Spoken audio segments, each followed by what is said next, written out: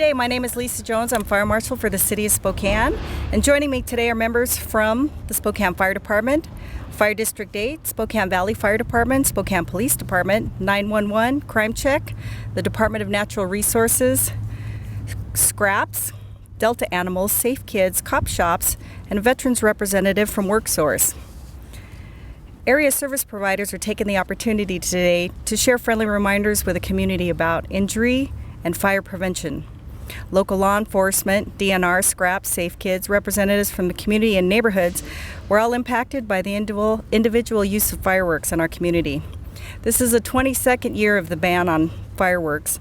There's been a dramatic reduction in fireworks-caused fires just in the city of Spokane alone, in addition to those in Spokane County. In the 10 years before the 1993 ban, there was an average of 104 fireworks-caused fires just in the short time span between June 28th and July 6th each year.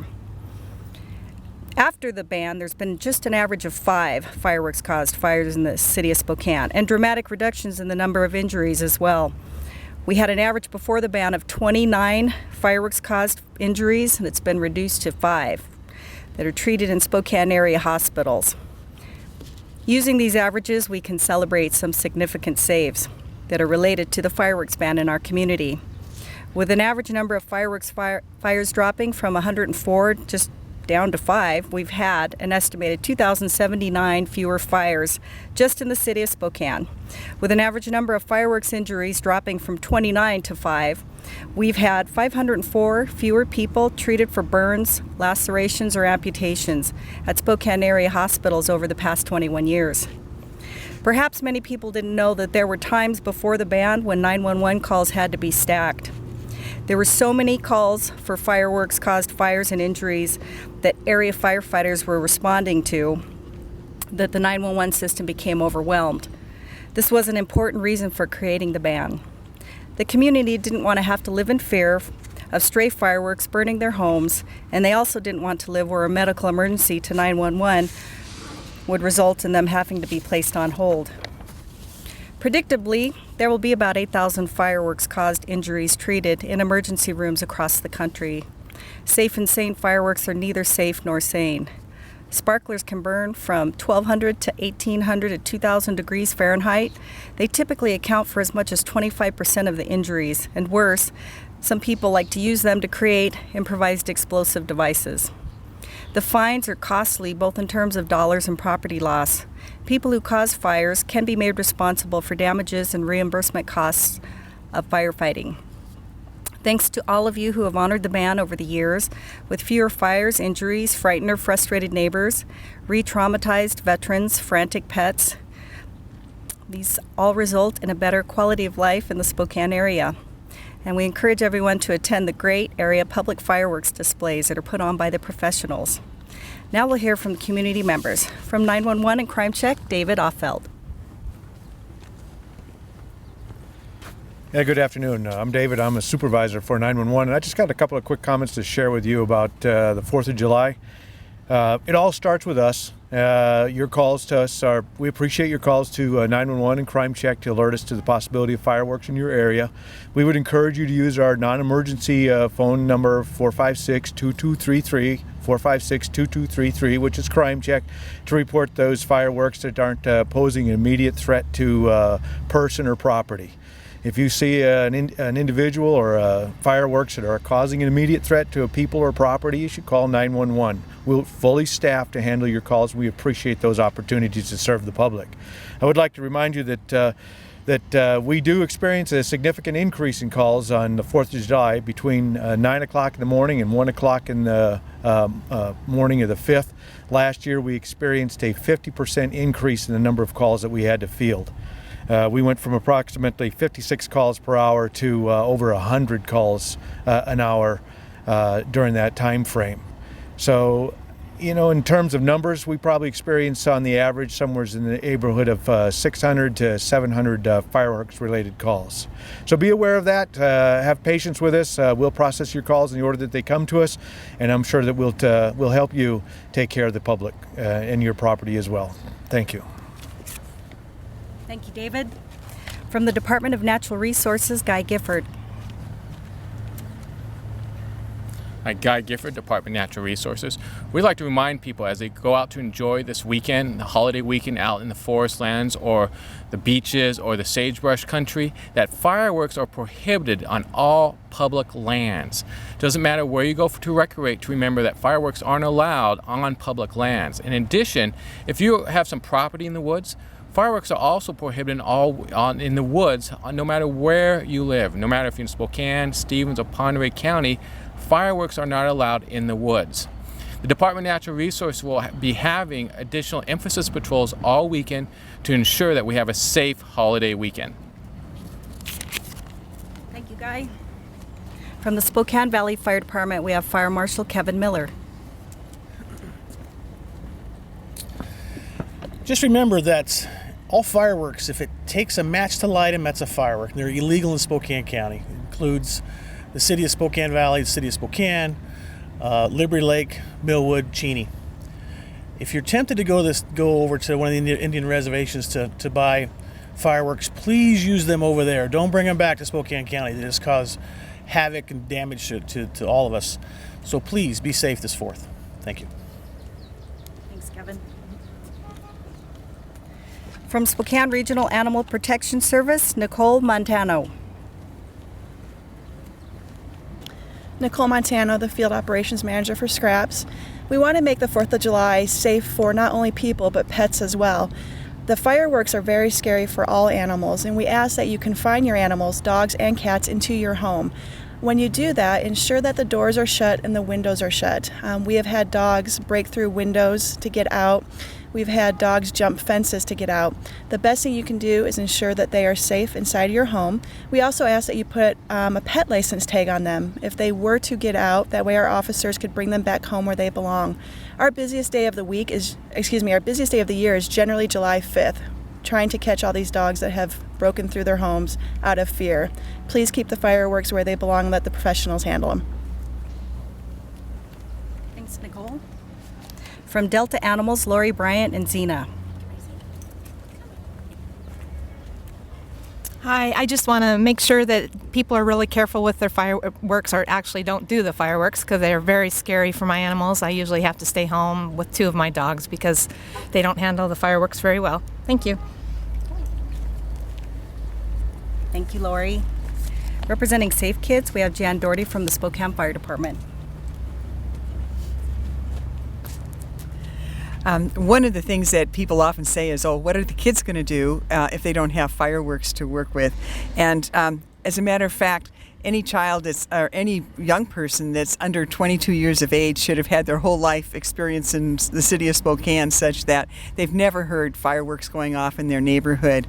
As another matter of fact, last year, 40% of persons who were treated in hospitals and emergency rooms across the United States were children 14 years of age and younger. So the fireworks are a big happening for kids, but in a negative way. So we really encourage people to be aware of how dangerous the fireworks are, to know that sparklers burn at 1,200 up to 2,000 degrees. So it's not a good idea to give a child a sparkler, or for an adult to use one as well. So on behalf of Safe Kids, which is an umbrella group for many agencies within the Spokane area trying to reduce injuries to children particularly, and for the families that are connected with these kids, we really appreciate all that are not setting off fireworks in the neighborhood. Thank you. Thank you, Jan. From Cop Shops, we have Christy Hamilton. We encourage neighbors to report any firework calls or neighborhood disputes that result sometimes over the holidays to Crime Check 456-2233. And then if there's something over the weekend that continues into the work week, you're always welcome to call your local cop shop. My volunteers are trained to listen to your challenges and to do some resource and referral and crime prevention education with you. Please be safe, keep your animals safe, keep your friends safe, keep your family safe, and please use the resources that are available in the Spokane community to help you do so. Thank you. Thanks, Christy. The Veterans Representative from WorkSource, Seth Mayer. Hello, I'm Seth Mayer. I'm a veterans representative at WorkSource, and I work with veterans with significant barriers to employment. And some of those barriers are the invisible wounds of war, like brain injuries and post-traumatic stress.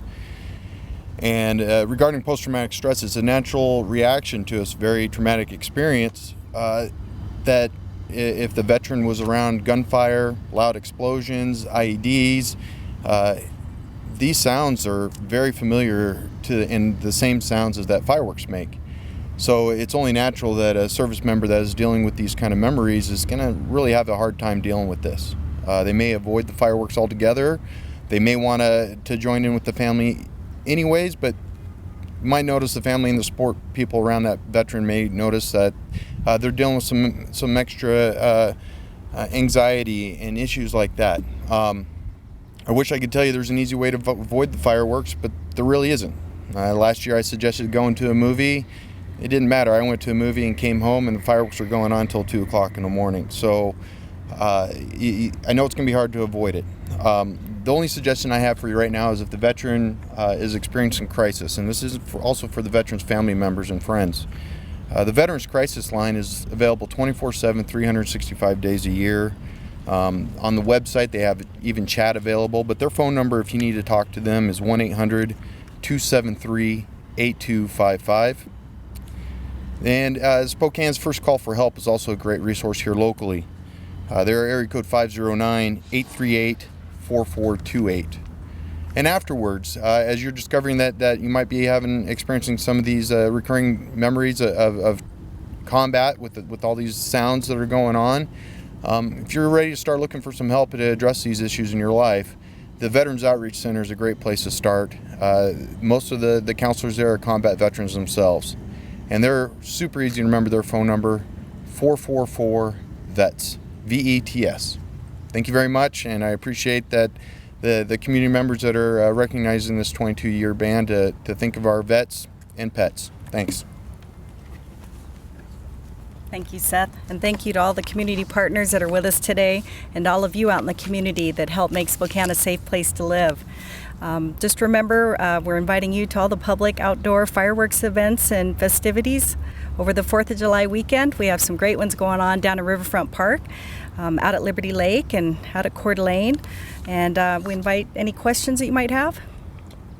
What are some of the difficulties in enforcing the ban given after 22 years? And how do you overcome those? I mean, is there more staffing or is there better priorities? I mean, how do you solve the Well, thank you. That's inherent challenges of enforcing it? Yeah, so the question, if I heard you right, was how do you handle the challenge? How do we handle the challenges of fireworks ban enforcement?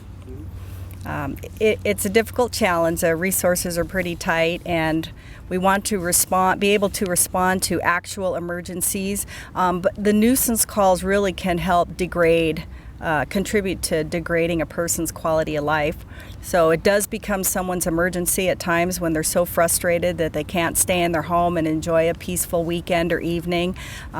We are stretched short over this holiday weekend. The weather conditions are hot and dry typically this time of year, so firefighters are challenged.